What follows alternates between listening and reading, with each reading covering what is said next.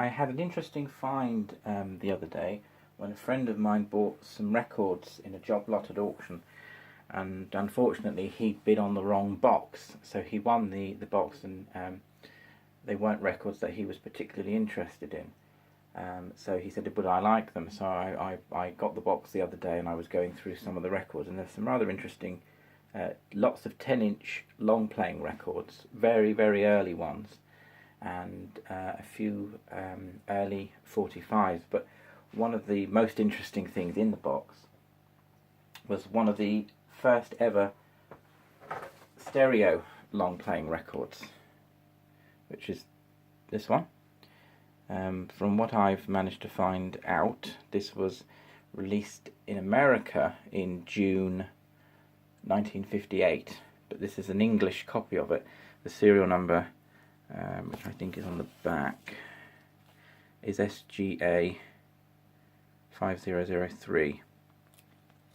But the serial number on the inside of the record, it has two. This is obviously an English version of this particular copy, because interestingly the serial number is printed there, 5003, but if you look underneath it says S 7005, which is the serial number on the American version. So obviously this is still from the same time period, or the same year. It's just that this was pressed in Britain as opposed to it being an imported US copy. It tells you all about the new stereophonic record on the front. It's quite interesting, as stereo is being a new thing. I'm playing it on this radiogram. This is my best radiogram. It's fitted with a magnetic pickup rather than a ceramic or crystal one. So, and it's fitted with Grundig at the time made a plug-in module for their radiograms, which you could use in other radiograms, which basically means that you can upgrade the cartridge to a magnetic one, and it's a little box that plugs into the power supply on the main chassis, to give radiograms the option of being upgraded to having magnetic pickup. But of course you've got to make sure that the turntable will have the tracking compliance. Most of the automatic changes need quite a heavy stylus pressure in order for them to go through the auto changing functions and the trip at the end. But this dual, which is a 1011, this is well within its capability of accepting a magnetic pickup cartridge. I've got a stylus gauge here, one of these little digital stylus gauges, to prove the point that it does actually track at 3 grams. So let's just zero it in. I think it's about 3.5 grams it's tracking at the moment.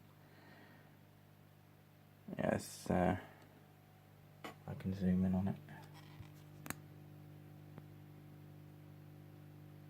There we are, it's 3.43 grams, so about 3.5 grams. It's a Stanton 500 cartridge, so that's pretty much within its specification. And interestingly, it actually says on the record sleeve, as well as giving you all the information about stereo, in case you want to pause it and read that, it says on here, the record must be played only on the stereophonic equipment, which includes, and it says here, look, a weight of no more than 4 grams. So the first year that stereo records came out, this is from 1958, like I said, it's June. 58 was when record companies brought out their stereo records. So this being one of the first from that year. They're even recommending that you track at no more than 4 grams. So I thought I'd play the record, and you can hopefully with this phone I'm recording on get a sense of the stereo sound. The only problem with this audio on this phone is if the bass is a bit heavy, it tends to back off the bass as an automatic leveling, so you don't really get a true sense of the sound. So I shall play the record.